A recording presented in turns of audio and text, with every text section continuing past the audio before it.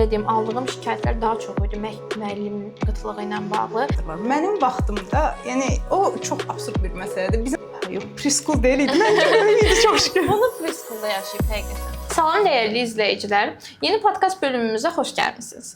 Bugün bizimlə Wexford School nümayəndəsi Nərminə xanım və Salt Elmlər filialının meneceri Səma xanım. Bugünkü mövzumuz Azərbaycandakı özəl məktəblər, özəl məktəblərin verdiyi təhsil və proqramları ilə bağlıdır.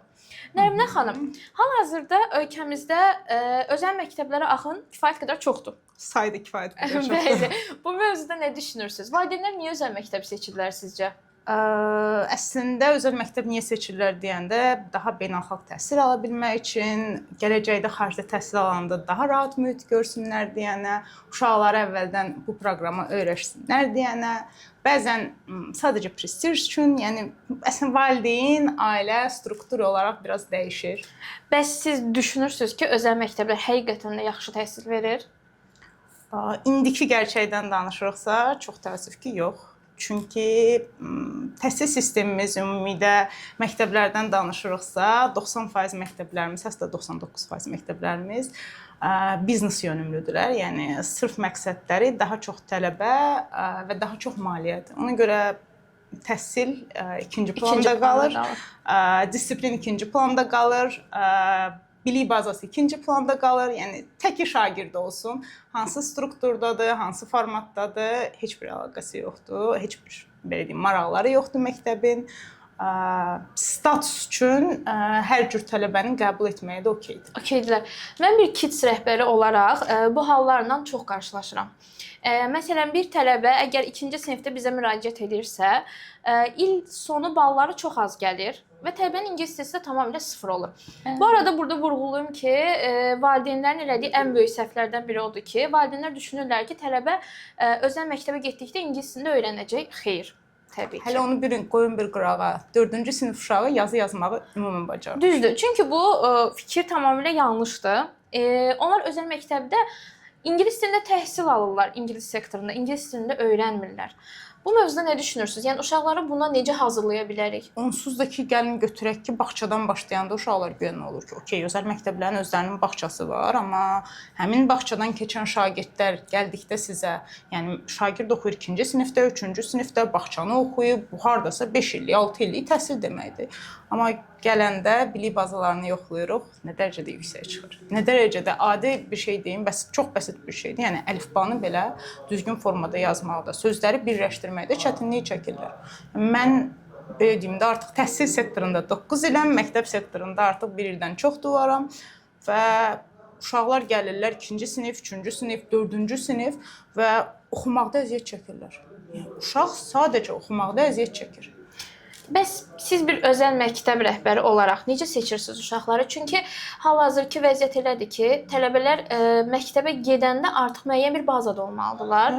Keçmiş sistemlə indiki sistem bilirik ki, tamamilə fərqlidir. Necə seçirsiniz uşaqları? Hansı keyfiyyətlərinə fikir verirsiniz? Necə yoxluyursunuz? Əslində bir neçə hissəli yoxlanışdan keçməlidir şagird. Okey, akademik faktor çox vacibdir. Sizinlə %100 razıyam. Əgər yoxlayırıq, görürsə ki, akademik faktor yetərli deyil və yoxlanış insan faktorundan kənar olmalıdır. İnsan faktoru emosionaldır. Yəni o danılmaz bir nüansdır da. Yəni hamımız emosionalı uşağı görə bilərik. Hər şey çox yaxşıdır deyə bilərik, amma nəticədə bilik bazası o qədər dürəçin olmaz. Demirəm, insan faktoru vacibdir, amma ikinci etapda. Birinci gəldi, tələbə elektron formada imtahan verir, süni intellekt yoxladı, bizə bilik bazasını dedi. Bilik bazasını dedikdən sonra mən bir testlə şagirdi tam yoxlaya bilmərəm. Uşaq gələ bilər, həyəcanlana bilər, uşaq özünü tam formada göstərməyə bilər. Belə deyim də, təhsil aldığı struktur tamamilə fərqli ola bilər, bizim imtahan strukturumuz tamamilə fərqli ola bilər və istədiyimiz göstəricini görməyə bilərik. Ona görə də ondan sonraki etap mütləq şəkildə uşaq 2 gün bizim qonağımız olmalıdır. Full proqram. Şagird 2 gün gəlir, biz şagirdi tam formada müşahidə edirik. Artıq onun müşahidəsindən sonra deyə bilirik ki, hə, şagird davam edə bilər. Məktəb strukturu elədir ki, bizim uşaqlarımız 9-dan 5-ə kimi bizi iləndirir. 90% özəl məktəblərdə struktur elədir. Yəni hamısı 9-dan 5-ə məktəbdə olurlar. Və uşaqların bir-bir yerdə keçirdikləri vaxt, müəllimlərlə keçirdikləri vaxt ailə tərbiyə eləyir, ailə istiqamətləndirir. yəni come on. Hansımızı daha çox görürlər? Məni şəxsən mənim şagirdlərim daha çox görürlər, nəinki valideyni. Ona görə də uşaq oxumadı, uşaqda alınmadı, belə oldu, elə oldu. Sonra da valideyni günah ki, valideyn istiqamətləndirə bilmədi, valideyn kömək eləyə bilmədi. Çox absurd məsələdir. Yəni əgər məktəb onu eləyə bilmirsə 9-dan 5-ə keçirdiyi vaxt bizim iş saatımızdır, yəni. Hal-hazırda normal bir insanın iş saatı qədər uşaqlar məktəbdə vaxt keçirdilər və sonra da deyirlər ki, uşaq nəticə ala bilmədi, çünki ailə istiqamətləndirmədi. Bəs mənə görə hal-hazırda məktəb birinci ailə, valideynlər ikinci ailədir. Yəni hal-hazırki məktəb sistemində bəli haqlısınız. Çünki günlərinin böyük bir hissəsini bizlə keçirdirlər. Bəzən hətta valideynlərə uşaqlarının hər hansı bir xüsusiyyətini deyəndə təəccüblənirlər ki, elə bir xüsusiyyəti var idimi? Var. Həqiqətən də var və biz onu çox yaxşı görürük. Onu qoyun bir kənara. Bəzən məsəl üçün valideynə deyirəm ki, çox pozitivdir. Hər hansı bir müsbətini deyirəm ki, baxın belə bir şey elədi, çox yaxşı idi. Valideyn belə baxır ki, mənim uşağımla danışırsınız. Evdə otaqdan çıxmır. Yəni ünsiyyətçil deyil. Bəzən valideynlərin özlərini öz uşaqlarını nümayiş elətdiririk. Baxın, sizin uşağınız bunu da bacarır. Mən düşünürəm ki, bu nə ilə bağlıdır? Hal-hazırki təhsil sistemi ilə, hal-hazırki uşaqların böyümə tərzi ilə, valideynlərin təhsil sistemi və böyümə tərzi tamamilə fərqli olduğu üçün üst-üstə düşmür. Biz bir yeni təhsil sisteminə belə deyim də adaptasiya olmuş insanlar olaraq bunu görürük, amma valideynlər bunu görmür. Və belə bir faktor var. Mənim vaxtımda, yəni o çox absurd bir məsələdir. Bizim vaxtımızda bizim valideynlərimiz onu bizə deyirdilər. İndi də bizim uşaqlarımıza ondan valideynlər deyir ki, bizim vaxtımızda biz belə deyil idik. Biz sizin böyüdüyünüz şəraitlə, sizin uşaqlarınızın böyüdüyü şərait, sizin uşaqlarınıza göstərdiyiniz belə deyim də yaşam tərzi bir deyil. Və standartlar da bir deyil. Bugünkü gün onlardan eynisini tələb eləmək, mən o vaxtı belə idim, mən bunu dözdüm, mən bunu elədim, çox absurd məsələdir. Yəni indi bu dəqiqə uşaqlar eyni psixologiyaya sahib deyillər və eynisini də tələb eləmək sizin valideynlərinizin böyüdüyü mühitlə siz eynisiniz? Yox. Əlbəttə yox. İndiki uşaqlar tamamilə fərqlidir. Tamamilə çox özgüvənlidir. Öz sözünü deyə bilir. Bizim qabağımızda da, valideynlərin qabağında da və məncə valideyn və təhsil sistemində olan insanlar olaraq biz onlara ayaq uydurmalıyıq. Mən çox bunu bəyənirəm. Yəni bizim dövrümüzdə belə bir məsələ var idi ki, uşaqlar öz sözlərini deyə bilmirdilər. Bəzən susmalı olurdular, bəzən daha kompleksli bir çox hallarda susmalı olurdular. Bir çox hallarda. Bəzən kompleksli olurdular, özlərini tam formada ifadə edə bilmirdilər. Hal-hazırda mənim şagirdim gəlib özünü ifadə eləyəndə mənə, mən ona xoşbəxt oluram. Yəni mənim qapım mənim şagirdim üçün həmişə açıqdır. Gəlsin, problemi varsa bildirsin, nədənsə narazıçılığı varsa bildirsin. Çünki məktəbin daxilində ən gözəl məlumat çatdıran tərəf şagirddir. Hər cür məlumatı, hər cür fikri, hər cür problemi sənə ən birinci çatdıran və düzgün formada çatdıran şagirddir. Bəli, tələbədir. Hal-hazırki tələbələr də bu söz bazası olaraq, bu özgüvən olaraq kifayət qədər rahatdılar bu mövzuda. Məncə çox əladır. Tək elə olsunlar. Yəni inşallah. Nərminə xanım, ən çox hal-hazırda problem yaşayan bir kids nümayəndəsi rəhbəri olaraq ən çox problem yaşadığı mövzulardan biri nədir? Təbii ki, bir çoxumuz bu məktəblərin adını bilirik. Hər hansı bir addan istifadə etmək istəmirəm, amma tələbənin ingilis dili bazası sıfır olduğu halda, yəni Azərbaycan və Rus sektorlarında bunu çox da yaşamırıq, amma təbii ki, ingilis dili bölümündə bunu çox yaşayırıq və çox problemlər yaşayırıq. Tələbənin bazası çox aşağı olduğu halda bəzi özəl məktəblərimiz tələbəni qəbul edirlər. Birbaşa birinci sinifə. Kaş ki, ancaq birinci sinifə qəbul edərdilər. Və qəbul elədikləri siniflər də proqramlarda kifayət qədər yuxarı bir proqramlardır. Bu mövzuda nə düşünürsünüz? Sizə belə bir şey deyim də, məktəbə elə uşaq gəlib ki, şagird 9-cu sinifdir və deyir ki, mən gələn il A-level-a başlayacağam. Şagirdin bilik bazası B1-dir. Deyirəm ki, yəni bu real deyil də. Yəni okey, hər gələn şagirdi götürmək maliyyə cəhətindən ola bilər ki, gözəldir. Vurma cədvəlini belə bilməyib gələn tələbələrimiz var. İnanın. Onsuz da nəsə deyəndə və yaxud da bir müddət uşaqlar məktəbə gedirlər, ingilis dilini deyək ki, öyrəndilər. Valideynlərin hamısı gəlib. İngilis məktəbi, biz nə yaxşı bilirik ingilis dilini? Bilməlidir də. Yəni hansı məktəbdə uşaqlar bizim dövrümüzdə mən bu sektorda oxuyanda deyirdilər ki, rus dilini bilsən nə yaxşı bilir.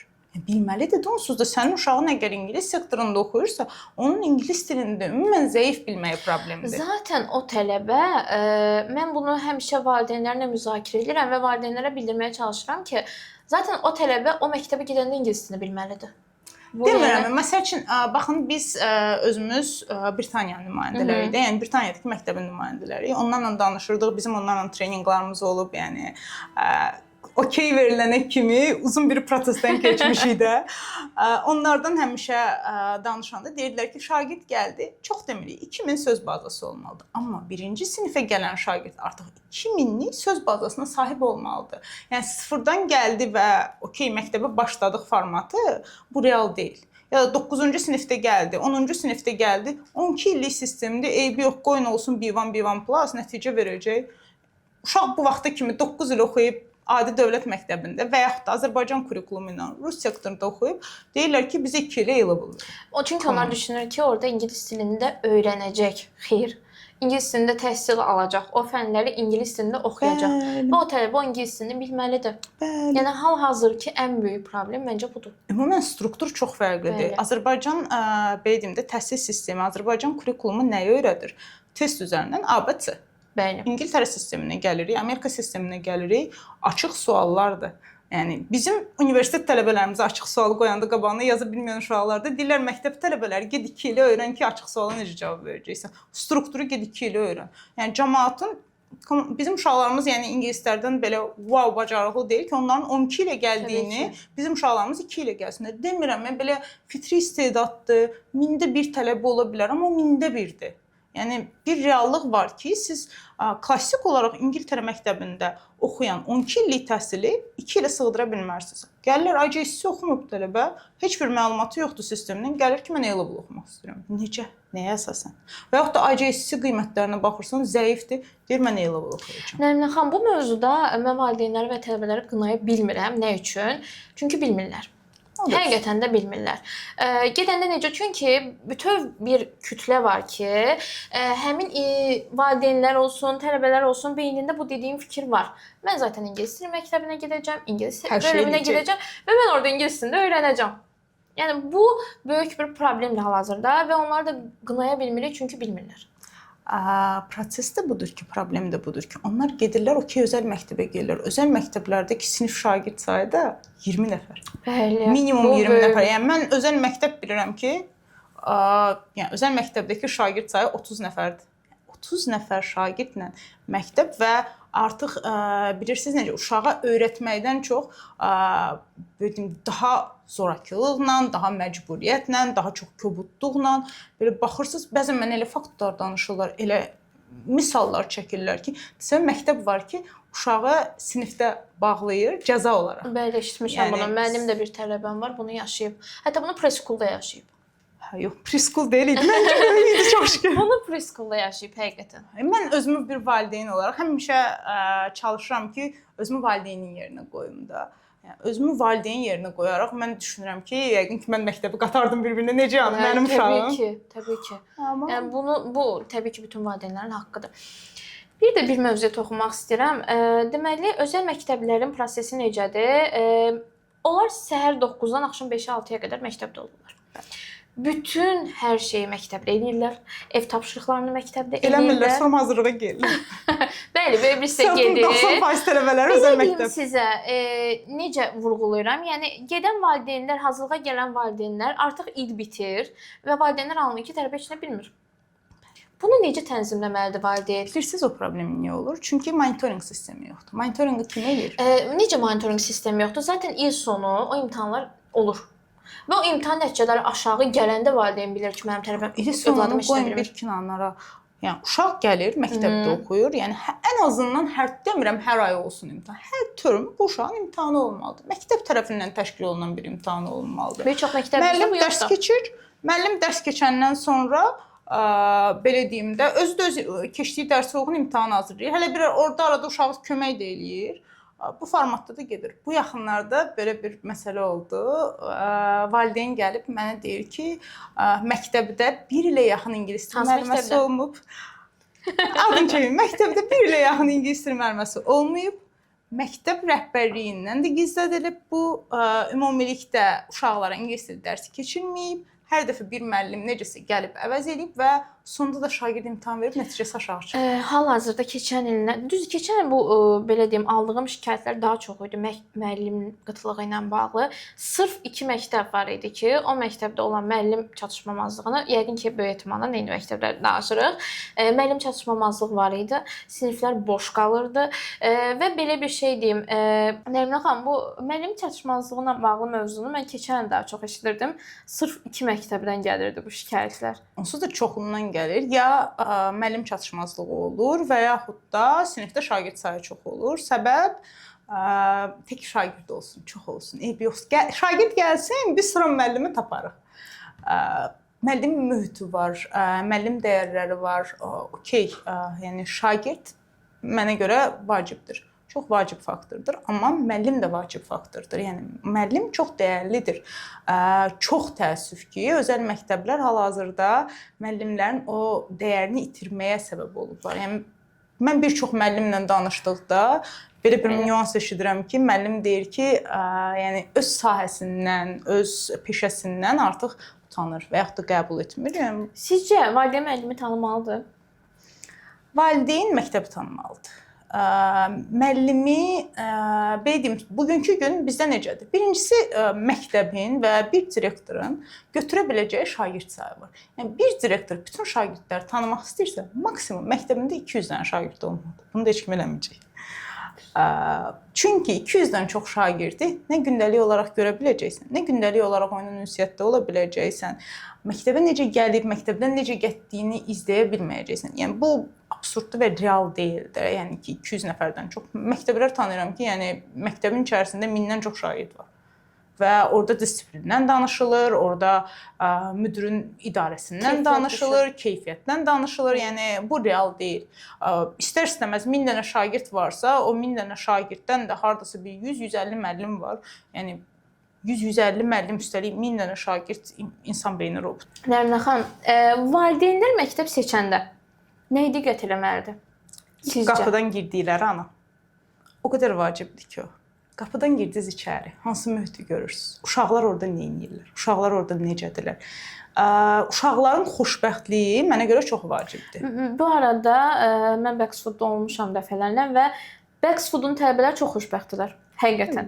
Sonuncu dəfə mən orada olanda mən burada çalışmaq istəyirəm dedim. Çünki düşünürdüm ki, mən də tələbələr kimi orada xoşbəxt olacağam. Bilmirəm. Məncə ancaq tələbə yox, müəllim də xoşbəxt olmalıdır. Bununla bütün kollektiv, yəni arada belə deyim də bir şagirdin formalaşmasını istəyiriksə, birincisi ona sadəcə şagird və maliyyə olaraq baxmaq lazım deyil. Yəni ona uşağım olaraq deyə müraciət etməyə bacarmalısan. Yəni ona o diqqəti, o qayğını göstərməlisən və komanda işi olmalıdır. Bir müdirdən asılıdır hər şey? Xeyr.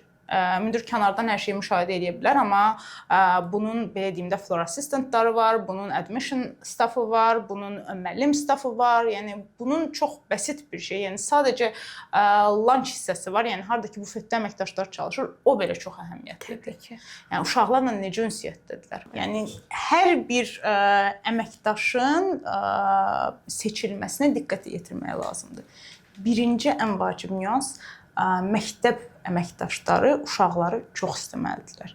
Yəni uşaq istəməyən insan məktəbdə işləyə bilməz. Yəni mən 6 ildir SEAT-lə çalışıram. 6 ildir valideynlərdən və tələbələrdən eşitdiyim çox önəmli, bizim üçün çox önəmli bir cümlə var ki, SEAT bizim ikinci evimizdir.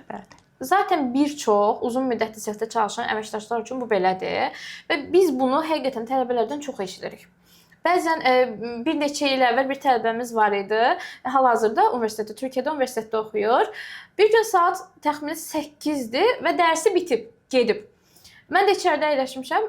Baxdım ki, içəri girdi.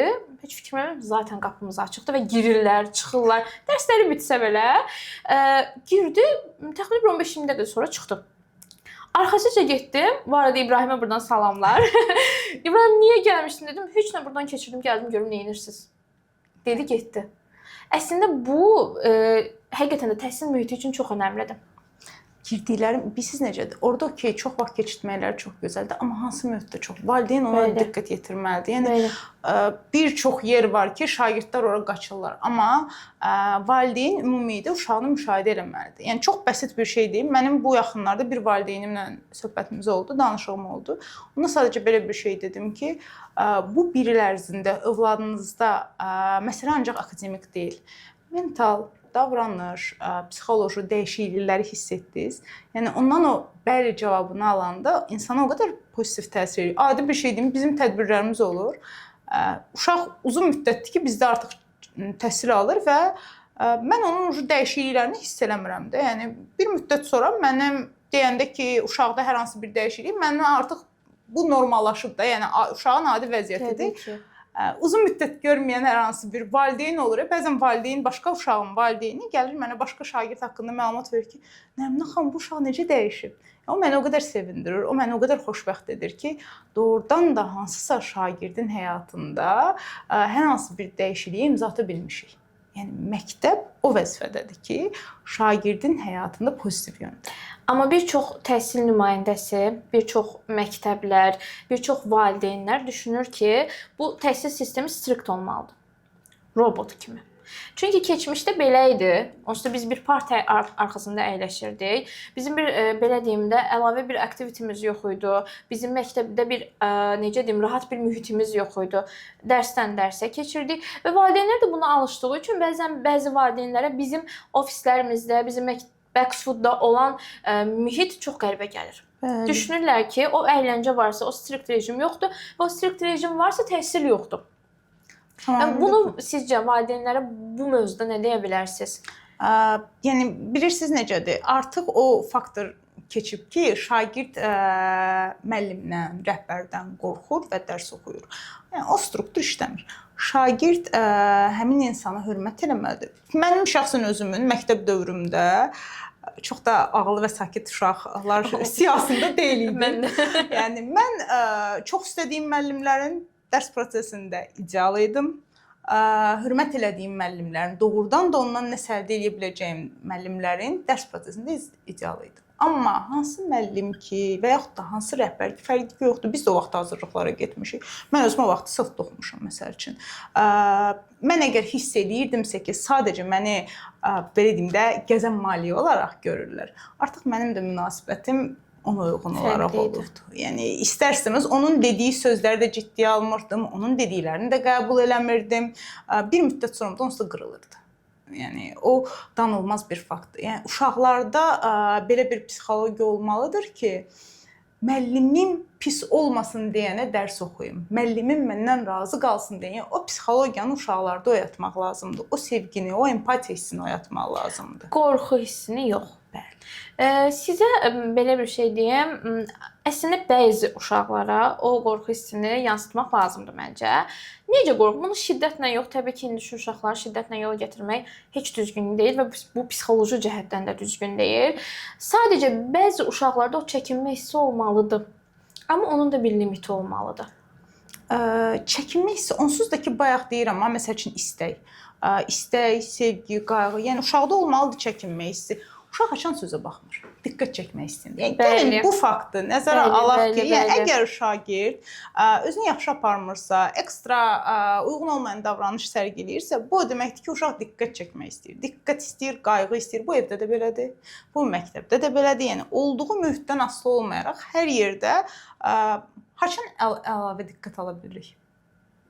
Özümüzü yaxşı göstərməyəndə avtomatik olaraq valideynimiz danlayır, avtomatik olaraq müdir otağına gedirik. Qalan hallarda kimdir bizi çox sağ ol üçün müdir otağına çatdıran və yaxud da kimdir valideyn olaraq bizi çağırıb ekstra söhbət edən. Çox sağ olun. Məncə tələbələrə yansıtmaq lazımdır hər zaman. Bəli.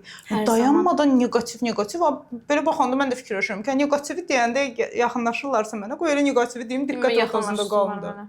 Təbii ki. Nəminə xanım, hal-hazırda olan ən böyük suallardan belə deyim, mənim aldığım və yaxud da ki, təhsil sahəsində olan insanların aldığı ən çox alınan suallardan biri odur ki, orta məktəblə özəl məktəbin fərqi nədir? İndi bu dəqiqədən danışırıqsa... Düzdür, üzdə çox fərqlərimiz var. Dildə. Dildə də çox fərqlərimiz var, amma Özəl məktəblərdə də Azərbaycan-Rus bölümü var. Təkcə ingilis bölümü deyil. Orta məktəblərdə də var. Sizcə, özəl məktəblə orta məktəbin Azərbaycan dili bölümünü götürək. Fərqi nədir? Yəni adi bir şey sizdən soruşum. Mənə Azərbaycanda özəl məktəbdə ingilis bölməsində oxuyan şagirdlər içərisində ingilis attestatı, yəni olsun Amerika attestatı, olsun İsveç IB İsveç attestatıdır, olsun belə deyim də Amerika attestatı. Hansı attestatı tam formada alıb onunla qəbul ola bilən tələbə göstərin. Bu zaten proqrama bağlı bir şeydir. Çünki Azərbaycan nəticə yoxdur. Bunu bir yerə də bağlayırlar ki, bəzi valideynlər mən özəl məktəbdə oxutmaq istəmirəm. Onsuz da mənim övladım xarici təhsil almayacaq. Sadəcə Azərbaycanda təhsil alacaq. Onsuz da ki, yəni əgər qiymətləri yaxşıdırsa, şagird IB nəticələrlə, şagird A-level nəticələrlə də rahatlıqla istənilən Azərbaycan universitetində təhsil ala bilər.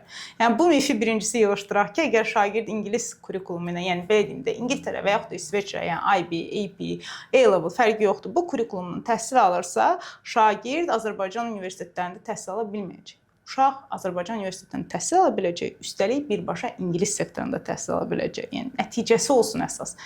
Və yaxud da təzə nüans var, nə edirlər? 11 illik attestatı var axı. 11 illik attestatı şagird deyək ki, 12 ilində aldı. A-level almaq istəyirsənsə 13-cü ilə qalmalısan. Oğlan 13-cü ilə qala bilmir, çünki əsgərliyə gedir. Valideyn deyir ki, yox, mən imtina edirəm.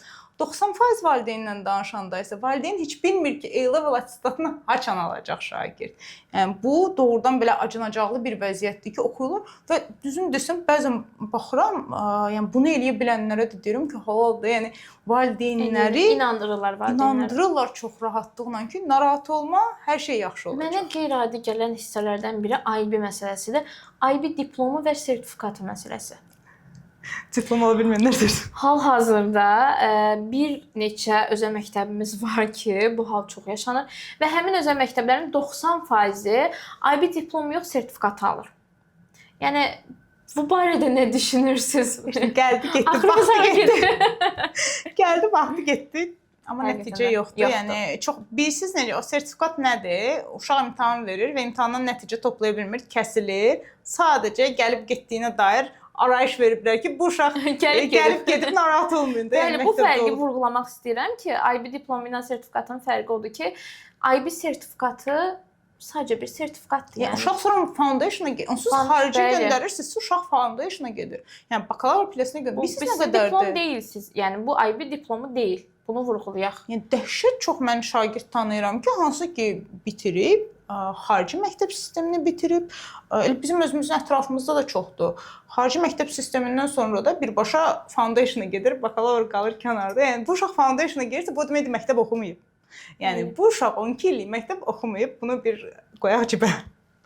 Yəni düşünürsünüz ki, orta məktəblərin özəl məktəblərdən tək fərqi budur? Yox, onsuz da ki, belə deyim də, adi bizim dövlət məktəblərimizlə, əgər özəl məktəblərimizi müqayisə eləsək, biraz yəqin ki, kobud səslənəcək. Amma o vaxtı necə idi? Mənim uşağımla yaxşı davran, mənim uşağımı çox incidimə, gerirdilər müəllimə hörmət edirdilər. İndi o hörmət illik olaraq məktəbə verilir ki, mənim uşağımla yaxşı davran. Yəni, bəzən də elə nüanslarla gəlirlər ki, mənim uşağıma yaxşı və yaxud da bu uşaq filankəsin uşağıdır, ona görə uşağıma yaxşı davranırlar. Come on, məktəb bunun da maraqlanmalı deyil. Həmin uşaq kimin uşağıdır, valideyn hansı vəzifəyə sahibdir, hansı statusa sahibdir. Şagird içəri girdikdə məktəb daxilində olan bütün şagirdlər eyni statusa belə deyim, sahibdirlər. Hamısı məktəb şagirdləridir. Fərdi yanaşma bəs. Fərdi yanaşma çox başqa bir şeydir. Fərdi yanaşmalıyıq, amma valideyn statusuna görə yox. Şagirdin özünə və psixologiyasına uyğun olaraq fərdi yanaşma 1000 nəfərlik məktəbdə fərdi yanaşmadan söz gedə bilməz. Təbii ki. Bəs bu sizcə marketinqdir? Fərdi yanaşma vədi verilir. Onsuz da bayaqdan danışdığımız IB sistemi, AP sistemi, A-level sistemi, özəl məktəb, ingilis sektoru, yəni hamısı bir marketinqdir. Çox gözəl vədlər verilir, çox gözəl danışılır, hamısı, amma nəticə... Amma 9-cu sinifə çatanda Azərbaycan attestatımı istəyirsiniz, IB diplomumu istəyirsiniz deyilir. Tələbə 11-ci sinifə çatanda siz seçimi eləmişdiniz, amma övladınız IB diplomu ala bilmədi. Nəticələri aşağıdır. Və yaxud da istəyirsiniz, bir il qala bilərsiniz. Biz sizə sertifikatla təmin edirik. Və yaxud da istəyirsinizsə 1 il qala bilərsiniz. Yəni hal-hazır ki, mən düşünürəm ki, vəziyyət o qədər də ürək açan deyil. Həmisi bilirsiniz nədir? Uşaq gəlir 9-cu sinifə çatır və şəhadətnamə imtahanı verməli olur. Uşaq gəlir şəhadətnamə imtahanı verir, gələndə deyək ki, riyaziyyatdan verdi, yaxşı nəticə yığmadı. İngilis dilindən verdi, ingilis dilindən yaxşı nəticə təsəvvür edirsiniz. Uşaq 9 il ingilis sektorunda oxuyub və sonda ingilis dilindən yaxşı nəticə toplaya bilmir. Cavab olaraq bizim sistemlərimiz fərqlidir. Xeyr. Hansı sistem? Yəni riyaziyyatda vurma cədvəlidir. Yəni fərqi yoxdur. İngilis dilində bunu keçirirlər və yaxud da Azərbaycan dilində keçirirlər. Yəni o şəhadətnamə imtahanında gedib science, biologiya, fizika imtahanı vermir. İngilis dili imtahanı verir və matematika verir. Yəni o proqramların fərqli olması haqqında bir belə deyim də mif həqiqətən də belə bir şey yoxdur. Yəni bunu valideynlərin düşüncəsindən kənara qoymaq lazımdır. Əgər sizin övladınız 9-cu sinifə qədər bir özəl məktəbdə ingilis sektorunda təhsil alıbsa, sizin övladınız o şəhadətnamə imtahanını çox rahat verməlidir. Yəni o artıq sos rejimidir. Baxın, əgər şagird 9-cu sinifdə oxuyursa və 9-cu sinifdə şəhadətnamə imtahanı verəndə yaxşı nəticə toplaya bilmirsə, yəni bu artıq sizin üçün sos rejimidir. Bu deməkdir ki, şagird nəticə toplaya bilməyəcək. Orada IJCC-dən, A-level-dan və yaxud da IB kurikulumundan nəticə gözləməyin mənası yoxdur. Bəli. Yox, çünki sonunda eyni cümləni işləyəcəksiniz. Biz IB diplomu verə bilmirik, siz seçim elədiniz və övladınızın nəticələri aşağıdır. IB sertifikatı ilə sizi təmin eləyə bilərik. Bir də bilirsiniz nədir? Məsəl üçün şagirdi qoyurlar özəl məktəbə, özəl məktəbin üstünə şagirdi əlavə hazırlıqlara da qoyurlar və uşağı kökdürürlər. Bəli. Yəni bu bilirsiniz nəyə oxşayır? Sizi işə göndərirlər. Yəni valideynlərə bəzən bu nüansı xatırlatmaq lazımdır ki, təsəvvür edin siz səhər saat 9-dan axşam 5-ə işləyirsiniz. Hələ bir axşam da sizə overtime iş verirlər ki, bunu da elə və sonra oradan elə bir yaxşı nəticə də gözləyirlər. Nəticə də olmayan deyirlər ki, niyə yaxşı nəticə verə bilməlisən? Yəni çox absurddur. Bəli, absurddur. Nəmli xanım, bir sual məni maraqlandırır. Məktəblərdəki, siniflərdəki tələbə sayı. Valideynlər düşünür ki, əgər bir sinifdə 3 nəfər, 5 nəfər, 7 nəfər tələbə varsa, harda qaldı rəqabət? Uşaqlar, birincisi, onsuz da ki, məktəbdə bir sinif olmur. Yəni, məktəbdə nəzərdə tuturuq, hardasa 1-2 dənə, deyək ki, 10-cu sinifsə, 2 dənə, 3 dənə 10-cu sinifimiz var. Bu deyilir hardasa, hamısını birləşdirdikdə 15-20 nəfər şagird deyir. Rəqabət olacaqmı? Bəli, onsuz da ki, rəqabət olacaq. Bəsit bir şey deyim sizə, bizim məktəbin onsuz da ki, əsas mərkəzi Britaniyadadır və orada gedəndə oranın da uşaqları siniflərdə maksimum 7 nəfərdir, 10 nəfərdir. Yəni bilirsiniz necədir? Yəni ingilis öz şagirdlərinə 7-10 nəfərlik siniflə dərs keçirir. Bizim Azərbaycanlı, hansı ki İngiltərə sistemindən məlumatsızdır, 20-30 nəfərlik uşaqları bir araya yığır ki, narahat olma öyrənəcəksən. Real bir fakt deyil. Yəni onda özəl məktəblə dövlət məktəbinin fərqi nə oldu? Yəni, mənə görə yaxşı dövlət məktəbində şagirdin oxumağı şagird üçün qat-qat daha yaxşıdır.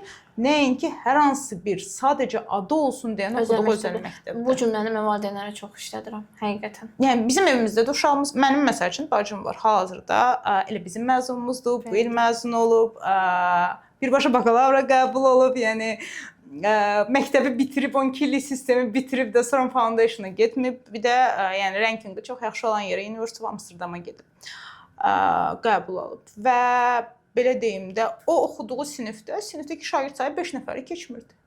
Yəni ona kimi mənim bacım yalan deməyəcəm. Bizim məktəb yaranana kimi mənim bacım məktəbə ümumən getməyib. Yəni klassik Azərbaycan üsulu əldə eləmişik. Sılda gedib hazırlıqlara. Artıq ondan sonra da belə deyim də bizim məktəb yarandı, bizim məktəbə gəldi oxudu. Çünki nəticə istəyiriksə, yəni mənə sadəcə şagirdimin, yəni övladımın, uşağımın məktəbə gedib vaxt itirməsi mənə lazım deyil. Üstəlik hələ bir gedib orada lazımsız məlumatlar öyrənəcək, lazımsız mövzular eşidəcək. Mənə onlar lazım deyil. Lazımsız mövzular demişkən, özəl məktəbləri seçməkdə məqsədlərdən biri kontingent məsələsi, mühit məsələsi. Düzdür, bəzi özəl məktəblərdə, çox üzr istəyirəm, bəzi özəl məktəblərin hal-hazırda tələbə kontingenti çox aşağıdır. Bu yaxınlarda bir şey eşitdim. Deməli, bəzən valideynlərdə də günah var ha. Yəni biz necə məktəbi günahlandırırıq, okey. Amma valideynlər məktəbə o şəraiti yaradır. Təsəvvür edin, hər hansı bir şəxsin, X şəxsinin uşağı deyək ki, falan məktəbdə, X məktəbində oxuyur və X sinifində oxuyur. Valideyn deyir ki, mən sənə əlavə ödəniş ödəyəcəm, onu eləyəcəm, bunu mənim uşağımı həmin şagirdlə bir sinifə sal. Görün, necə bir absurd düşüncə tərzidir. Yəni sənin uşağın belə çıxır ki, akademik faktoru deyil də, harda və kimi ilə oxuduğu vacibdir. O ayrıca bir mövzudur hal-hazırda. Mənə görə əslində valideynin öz uşağını belə alçaltmağı, aşağı salmağı demək. Niyə? Yəni o uşaq kimdir ki, sənin uşağın onunla oxusun deyənə sən gedib məktəbə əlavə ödəniş ödəməlisən və yaxud da əlavə xahiş eləməlisən. Yəni bu necə bir düşüncə tərzidir?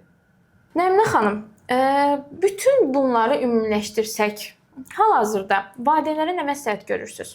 Əsas məsləhətim sadəcə özəl məktəb olsun deyənə, ad olsun deyənə. Belə bir psixologiya var da, dost ətrafında oturanda, sizdən soruşanda ki, uşağınız harda oxuyur, hər hansı bir özəl məktəb adı çəkəsiniz deyənə, uşağınızı məktəbə qoymayın. Yəni bu uşağınıza həm sosial, həm akademik cəhətdən bəzən o qədər mənfi təsir göstərə bilər ki, sonra onu heç vaxt yığıb-yığışdıra bilməzlər. Bəli. Və mən də valideynlərə məsləhət görmək istəyirəm ki, özəl məktəb seçəndə belə deyim sizə, özəl məktəbi birinci araşdırın. Tək bir özəl məktəb yox. O proqramı, o sistemi, təbii ki, hər bir valideyn məncə öz övladını bizdən də, hamıdan da yaxşı tanıyır və öz övladının potensialını çox yaxşı bilir. Və mən məsləhət görərəm ki, ilk öncə o proqramı araşdırın. O proqramı sizin övladınız götürə biləcəkmi, götürə bilməyəcəkmi? Sizin övladınız sadəcə ingilis bölümünə getsin deyə ingilis bölümünə qoyacaqsınızsa, bu övladınızın həm gələcəyinə, həm psixologiyasına çox mənfi təsir göstərəcək. Baxın, bəsit bir şey deyim. Mən bir çox konfranslarda olmuşam. Özəl məktəblərin konfranslarında, xaricdə gəzmişik, danışmışıq. Yəni hamısını müşahidə eləmişik də, necədirlər qəbul şərtləri. Bizim məktəblərimiz necədir? Yəni gəl götürəcəm, problem yoxdur. Nəticəsini yoxlayırlar. Zəif olsa da, yox, gəl götürəcəm, hələ bir. Sonra deyirlər ki, gedin uşağınızı hazırlığa qoyun, uşağınız zəifdir. Hal-hazırda tərkiblərində hazırlıq mərkəzləri var bu ildən. Bəli, hazırlıq mərkəzləri var. Zəif olan tələbələrə hazırlıq götürürlər, daha sonra qəbul edirlər. Özlərindən qəbul prosesi keçirdirlər. Yəni və yaxud da uşaq orada oxuyur, sonra deyirlər ki, sənin uşağında zəiflik var, gəl əlavə olaraq hələ bir hazırlaşdıraq. Belə bir şey deyim, xaricdə şagirdlər məktəbə qəbul olanda ya Duolingo imtahanı verməlidirlər, ya IELTS imtahanı, yuxarı siniflərdən danışıram bu təbii ki də. Yəni ya Duolingo'su olmalıdır, ya IELTS olmalıdır, müəyyən bazada. Əgər şagird 9-cu sinifdən məktəbə qəbul olunursa, yəni xaricdə, uşağın heç olmasa 6 IELTS olmalıdır. Yəni düşünürsüz siz 6 IELTS bizim B1 bazası ilə uşaqlar qəbul edirlər. Yəni fərqə baxın. Hələ bu xaricilərdir ya, hansılar ki öz sistemlərini tədris edirlər. Amma biz heç nəsiz xaricilərin sistemini tədris edirik. Nəminə xanım, son olaraq, yəni mənim özümə bir rəhbər olaraq çox sual verilir bu. Baxfoodun digər özəl məktəblərdən fərqi nədir? Oy, danışsaq o haqda belə uzun-uzun vaxtımız biraz da rəhbər olaraq sizin fikrinizcə fərqi nədir? Birinci münasibətdir. Yox, gəlin başdan danışaq. Ən birinci odur ki, Azərbaycandakı ilk və yeganə Britaniya məktəbidir. Yəni bilirsiniz necə, sadəcə ad aldıq və biz Britaniya məktəbi demək deyil. Hansısa məktəbin sadəcə adını almaqla sən həmin məktəb olmursan. Həmin məktəbin sistemi olmalıdır səndə, həmin məktəbin kurikulumu olmalıdır səndə, sən həmin məktəbin nəzarəti altında olmalısan. İstərsəmiz, insan elə bir faktordur ki, həmişə nəzarət altında olmalıdır və bizə trening keçən tərəfdə Azərbaycanda 1-2 il hər hansı bir bazaya sahib olmuş adamlar olmalı deyirlər. Yəni doğrudan da bu sistemi illərlə tədris etməyi bacaran insanlar olmalıdır. Hansılar ki artıq kök salıblar, hansılar ki artıq öz sözlərini deyiblər. Ondan sonra gəliblər, hardasa əlavə olaraq bir məktəb açırlar. Ekstra biznes olaraq məktəb açıb və onu sonra idarə eləyib sadəcə tələbə yığmaqla məktəb olmur. Yəni əsas faktorlarımızdan biri budur. İkinci faktorumuz odur ki, sinifdəki şagird sayımız IJC kimi 7 nəfər, IJC-dən sonra maksimum 5 nəfərdir. Yəni bu bizə keçirilən treninqlarda, bizə verilən istiqamətləndirmələrdə ən çox deyilən məsələlərdən biri idi, nüanslardan biri idi ki, şagird sayını çox toplamaqla nəticə almayacaqsınız. Bəs bir tələbə limitimiz var? Bəli, 150-dən çox şagird götürmürük hal-hazırdakı məktəb bazasına. Baxın, elə əsas məsələ odur da, bəzən insan o belə şirinləşir, şirinikir və yox deməyi bacarmır. Yəni məktəb rəhbəri o yoxu deməyi bacarmalıdır. İnanın, bir belə deyim də KITS rəhbəri olaraq hər bir tələbəni ayrı-ayrılıqda yoxlamaq, dərs prosesini yoxlamaq, gedişatı yoxlamaq çox çətindir. Və əminəm ki, sizin də məktəb olaraq işiniz çox çətindir. Çox gözəldir. Əslində bilmirəm, okey, çətindir, amma bu il məzuniyyət törənimiz oldu, tədbirimiz oldu. Nəticəni aldıq. Doğrudan nəticəni aldıq və uşaq belə qəribə bir sevinc, xoşbəxtlik, qəribə bir kədər də var idi. Uşaqlarım çox yaxşı yerlərə gedirdilər. Şagirdlərimlə fəxr edirdim, amma sağollaşdığım üçün də o qədər belə içimdə kiçik bir kədər var idi. Yəni əminəm ki, çox yaxşı yerlərə gələcək. Çünki həqiqətən Bəxsudun içərisinə daxil olanda məndən valideynlər Bəxsud haqqında soruşanda mən ümumi məlumatı verirəm və həmişə tövsiyə edirəm ki, gedib Bəxsudu özləri görsünlər. Görüş götürsün. Çünki həqiqətən o qapıdan içəri girəndə o içəridəki atmosferi görürsünüz. Çox təşəkkür edirik buna. Bugünkü podkastımız bu qədər. Əslində ürəyimiz doludur. Özəl məktəblər haqqında saatlarla danışa bilərik. Hər hansı bir sualınız olsa, gələcək podkastlarımız üçün rəy bölümünə suallarınızı qeyd edə bilərsiniz. Nəminə xanım, gəldiyiniz üçün çox təşəkkür edirəm. Siz sağ olun, xoş edin. Dəyərli fikirləriniz üçün çox təşəkkür edirəm. Ümid edirəm bu videomuz valideynlər, məktəb seçimində olan valideynlər üçün çox yararlı olar və ümid edirəm ki, övladlarımız üçün düzgün məktəbi, düzgün təhsil sistemini seçə bilərik.